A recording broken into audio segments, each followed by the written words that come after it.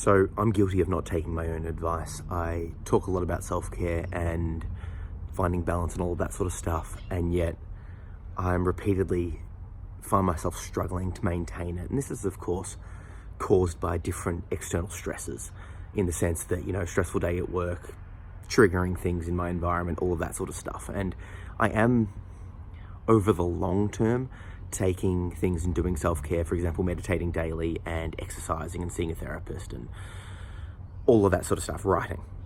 However, what I do lack is the awareness and then the discipline to take self-care after an incident. This is something I'm working on. So things, without getting specific, the work I do in disability support can be quite triggering, and there can be quite intense moments. And when that happens, particularly a couple of shifts in a row, it becomes hard to, I lose spoons, for lack of a better expression.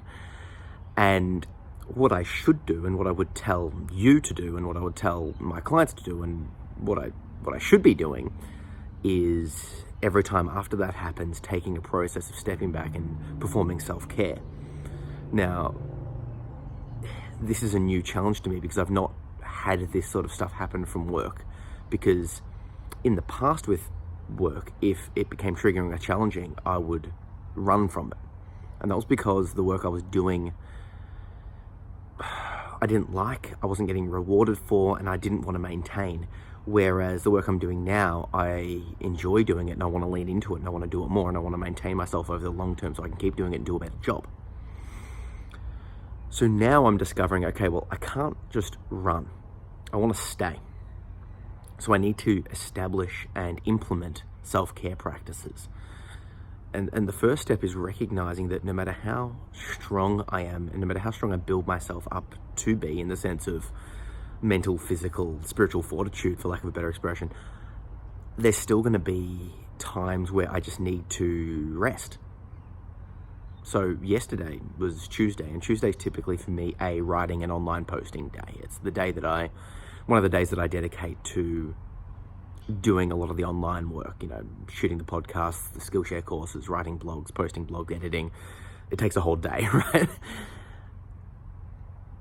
However, I was a mess. I just had to spend the whole day just recovering. I had a bath for literally an hour and a half, and I read over a whole book. I reread The Timekeeper by Mitch Albom. It's my favorite book, and it's a quick read, but it's so good.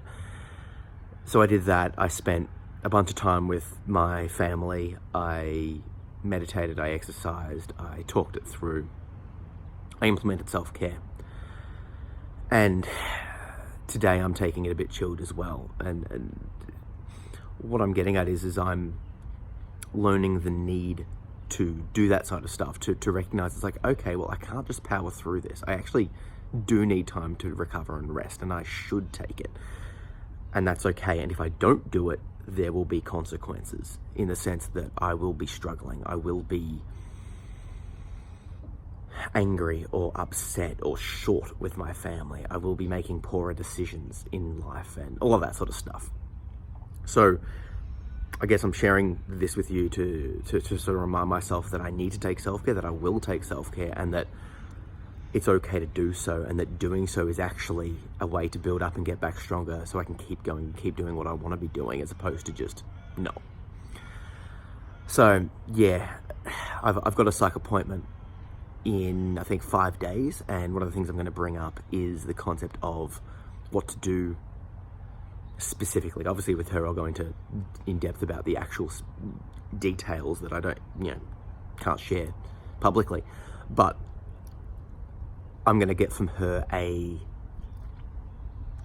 detailed idea of what would self-care look like post-incident, for lack of a better expression. What could I do to best heal, and then so I can keep going, so I can get back on board as quickly as possible whilst ensuring my mental state. So yeah, comment below, let me know what you think, because I think that there's two components to self-care: the ongoing daily stuff, and I've got that down pat, the daily exercise, meditation, all that sort of stuff. But then there's also post-incident, post-trigger, post stress self-care that I'm still sort of learning to what it is and learning to implement it. So comment, let me know what you think of that. And also I was just thinking, I'm thinking of growing a beard, but every time I do it, I feel like I look ridiculous. And so I'm going to grow it a little bit, and then in a couple of days I'll probably shave it off, hating it. So let's see how long this lasts.